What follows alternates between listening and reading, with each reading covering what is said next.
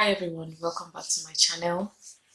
This is me trying to gain some kind of sanity after a very turbulent couple of weeks now. Yeah, it's been almost 3 weeks of turmoil that I cannot explain. I have no control over. Well, yeah, still very difficult, I must say. Still very painful. It's still very hurtful. I don't know. I don't know how to quantify it. There are no words to explain the way I feel, but thank God that by His grace, I'm getting there one day at a time. So a couple of weeks back, so on the 14th of June, a news broke out of the passing of Pastor Ituah Ighodalo's wife, Ibidunni Ighodalo.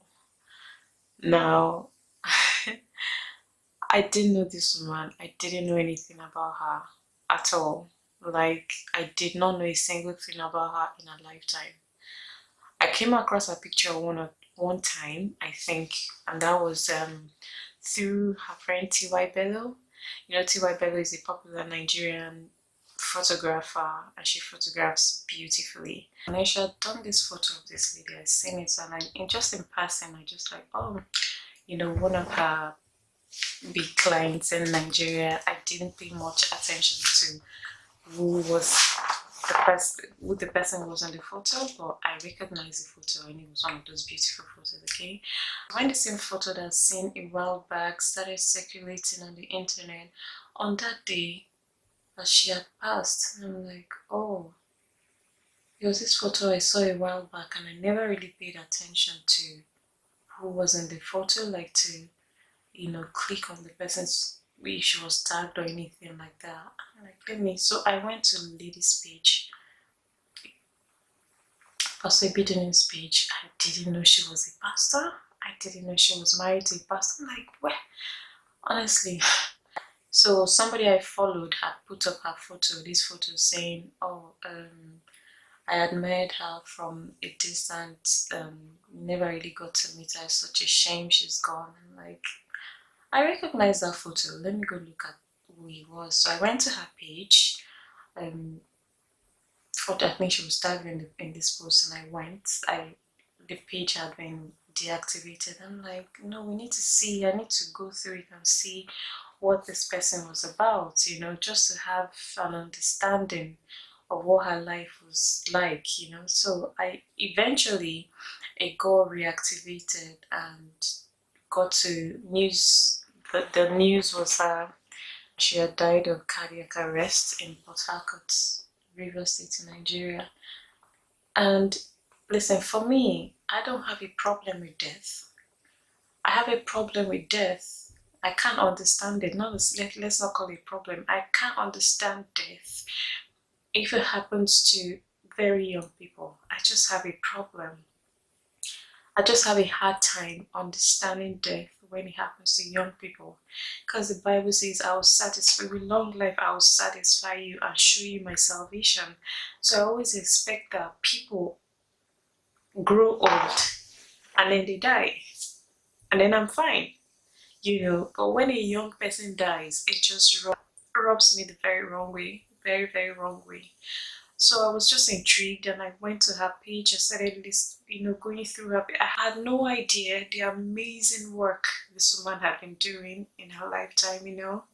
She had been through struggles of having kids after marriage, and she had been married for 13 years, and she made it clear, like she wasn't ashamed of it. She told people about, she was open about her infertility issues, so people knew. And I don't know what even hurts me more, is it the fact that she lived such a good life, and those are the kind of people that I look up to, women like that. I look up to them. Like, you see people like that, you want to take a page off a leaf of their page, just to learn one or two things from them, or just like, look up to, how you look up to people, all the celebrities you look up to, so I always want to find people that in the kingdom that you can actually look at them and say, listen, if this person is in the kingdom and doing great things for God and still living a good life, we should also be able to do that, so the pain for me, I think it was what has affected me so much is the pain, the fact that I did not say a word to her when she was alive. Like, I did not, I said nothing to her. I wasn't following her or anything. I did not, how did I not know this woman? How? Yeah, I think the pain mainly for me is the fact that there was a role model like that I never really knew was there. Okay, been looking for people like that to follow on, because I'm very careful who I follow online. Very, very careful. It's not everybody, your popular celebrities. Not that I'm being judgmental, but I'm very careful who I follow online. So when I see somebody that is worth following, I follow them. So for me not to know about her, and then reading through her life, you see that there were so many controversies with when they got married, herself and Pastor Ituah.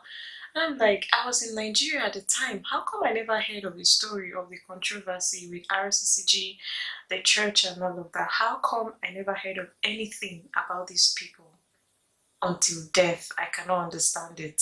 Yeah. So it's all of that, it hit me so hard. I've been on her page, seeing the good things she's been doing. She's amazing, an amazing businesswoman. She works hard, really hard. Up until death, she was working.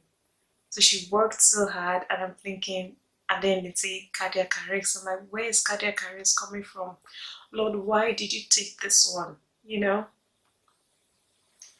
She's inspired me so much in death that I cannot understand. I've lost people, and I don't think I'd ever in my lifetime be impacted by someone's death as much as I've been with, Pastor Ibidun's. I think it has to do with, the Bible says we're family, we're family. If you're born again and all of it, we're all family. And so I feel, for me, it's like a spiritual connection. I cannot explain it. It's not physical because I never met her.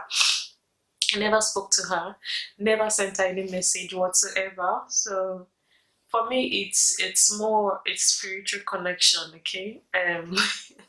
It's more a spiritual connection to her, that somebody walked on this earth, lived in Nigeria, and did so much of amazing things, so many amazing things like this, it just blows my mind. I'm like, Lord, it's unfair, it's unfair that she had to go the way she went. But then I started thinking, I hope it wasn't painful. I hope she just, transcended without pain, because I don't know how cardiac arrest hits people, so.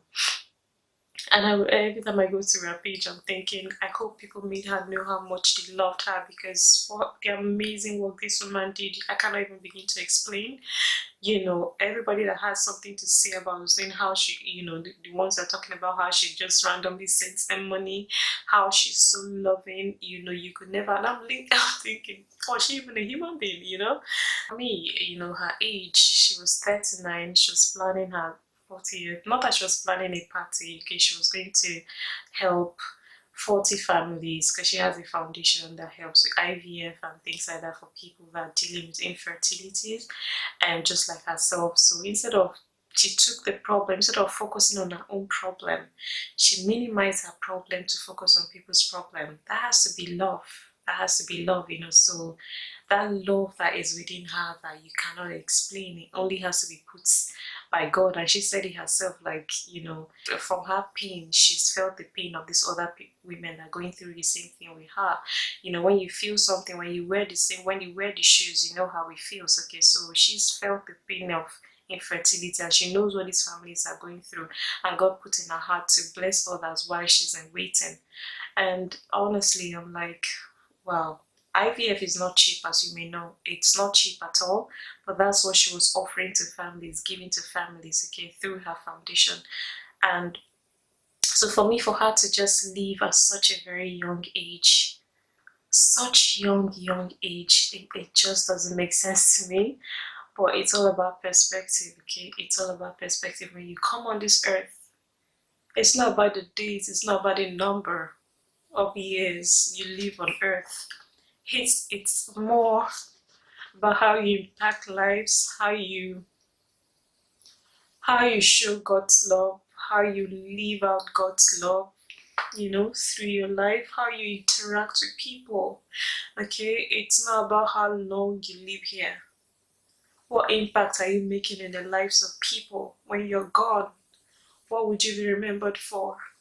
More so, when you're gone, what would the heavens, what would God say about you? Would you accept you into his kingdom? Would he accept you? This is just, would God accept you to his kingdom? Would he say to you, well done, thou faithful servant? Well done, well done. Would God say, well done to you? That's what hits me, and I'm like, you know what? God took Ibidun very young, but Ibidun did everything she had to do on earth. The way I say it, she did everything she had to do. What else was there for her to do? Nothing. Okay? The Bible says that, that who is the man that fears the Lord, and he will show him the path that he should go. Okay? His ways, he will live in prosperity all his days, and his children shall inherit the land. And I'm thinking, Ibidun lived a beautiful life. She lived a beautiful life, okay? Maybe it may have been, turbulent when she lost her dad and all. It may have been turbulent, but she walked with that, okay? When her father died, she's, God put this passion in her that she ran with, and then she became this well sought out for event planner all over Nigeria. She was a top-notch event planner, not just an event, a top-notch event planner. So she had it all. She had it all, and then even if she had it all, you couldn't tell because she wasn't smearing it in anybody's face. She wasn't rubbing it in anything. I've got this, I've got that. Okay, it's hard to see. It's really hard to see celebrities living that life of impact. Like you can see this person. It's hard. So when you find someone like that is not looking for limelight, but limelight chases them, so sold out to God. Everything about her was God. Everything about her. So the love of God was there, and she was sold out to God. So she had it all. She had it all. What else was there for her to do? Okay, she lived a life of influence, affluence, even though she didn't smear it on anybody's face. You couldn't tell. You had to see her to know that she had that amount of control. So such a simple human being and all of that. So yeah, it makes it difficult for people to understand, like why did God take her to? But she done everything God sent her to do here. God's ways are not our ways. His ways are not our ways. Okay, we're thinking God should have left her here for you, but what else was there for her to do? Well, if she was here, she would have just added more to her portfolio, more good to people, not because she hasn't done these things, so just topping them up because she's done it all. She's been good to people, she's helped people, she's given to people, she's served her God, so when I think of it from that light, I get comfort, I get that peace, that what God called her. When he called her, he needed her to come home. And a good way to look at it is the fact that she's in a better place than us, she's in a better place. She's resting. I used to be that person that never really want to talk about death because I always just feel like, death, now don't tell me I'm going to, no, I don't want to hear it, like don't tell me about it, no, I don't want to discuss death and all of that. But now I have a different perspective to death. For me now, life is so fickle. Life is so feeble. Life is so fickle. It's like a vapor. Life can be snatched away like that. Just like that. What are you doing with your time here on earth? How are you serving God? How are you making his kingdom known? How are you living a life that is pleasing to God? Okay, every day when you wake up, what are you doing to bring people close to God? What are you doing? How is your life impacting people? That's all that counts. Okay, it's not. I would say a man's life does not consist of the abundance of things he have, the abundance of things he has. Okay, it's not about what you have in this life, honestly, because the day you die, you live with none of them. You go without them. Okay, but where are you going to spend eternity? Ibidi is resting now. She's with the Father. Very sure of that. She's with the Father.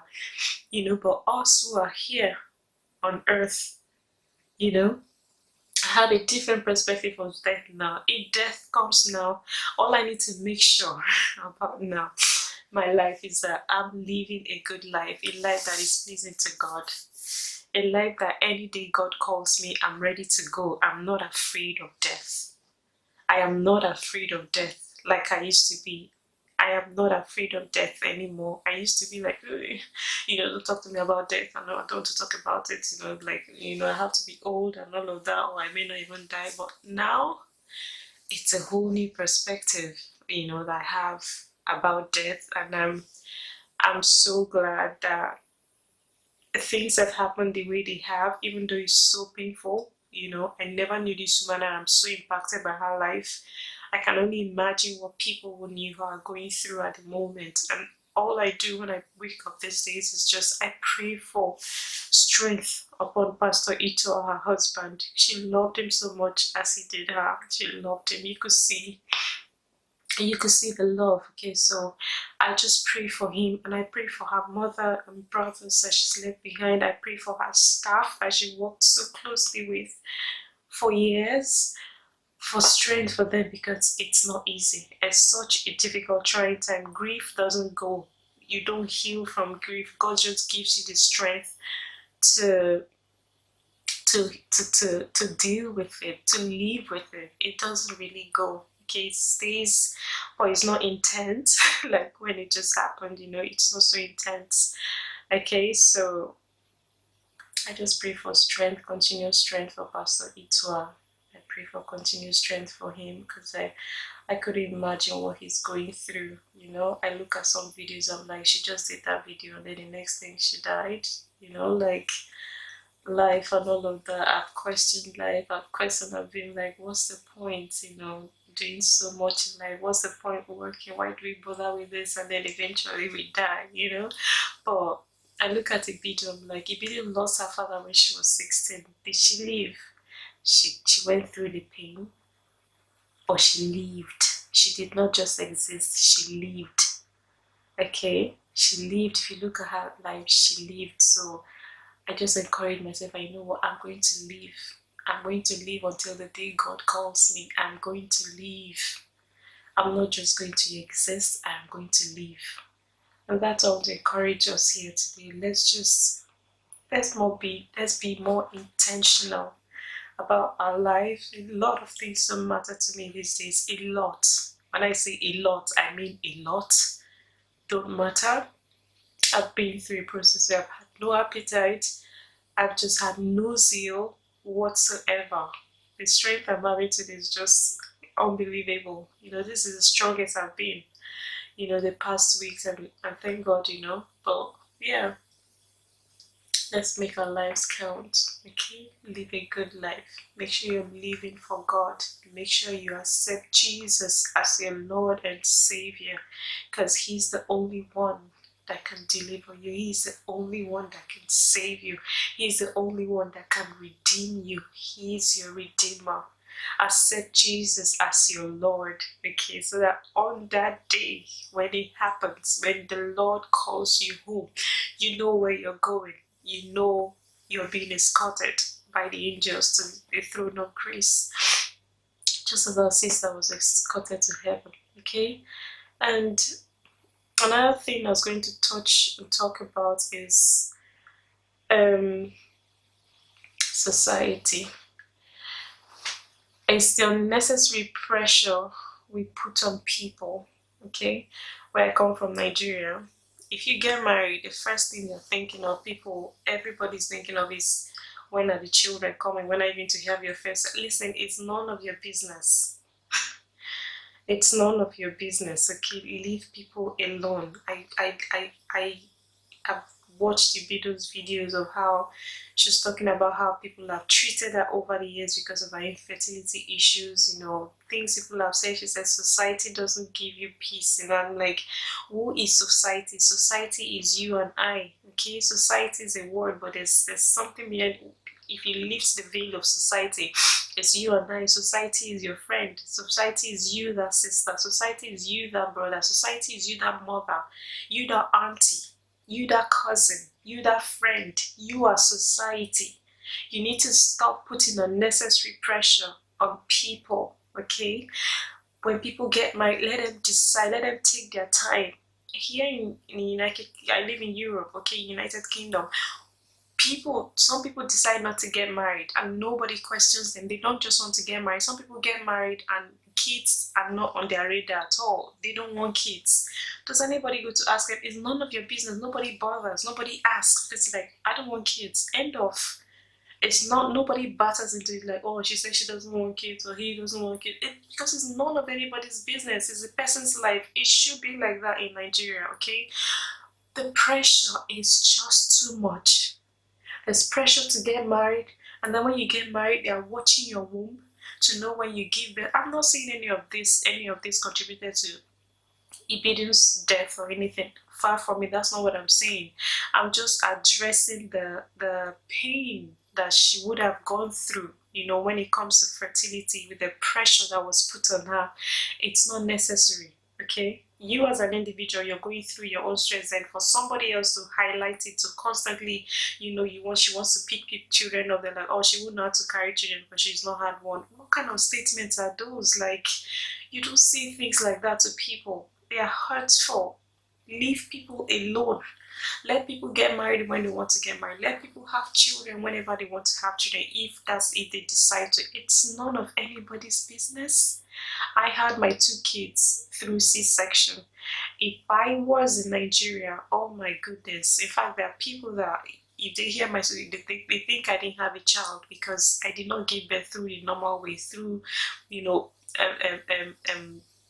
pushing and all of that. That's the best way of birth that God has ordained. Any other way that you have child is irrelevant. You've not experienced motherhood. You've not experienced the whole process. Well, what is your business?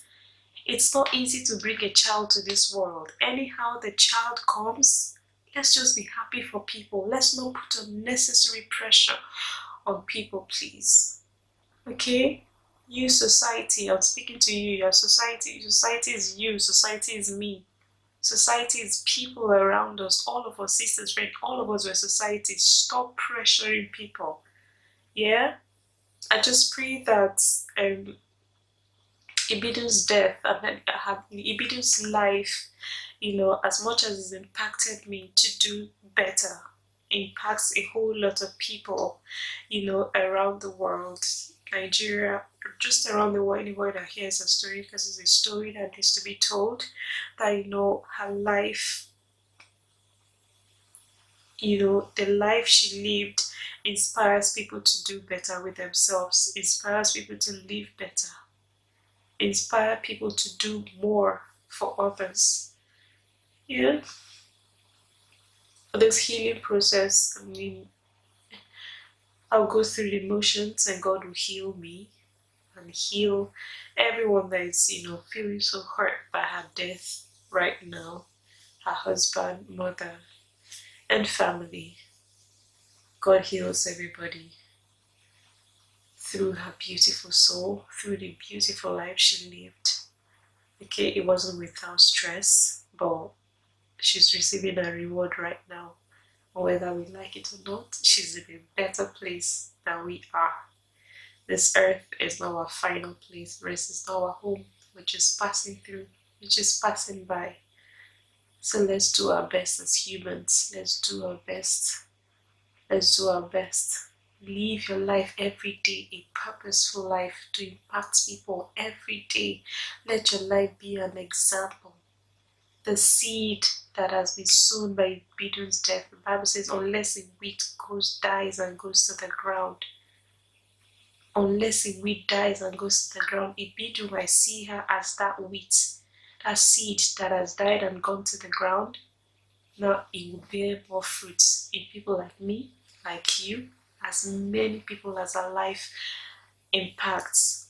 Let's yield fruit to the glory of God. Stay blessed, guys.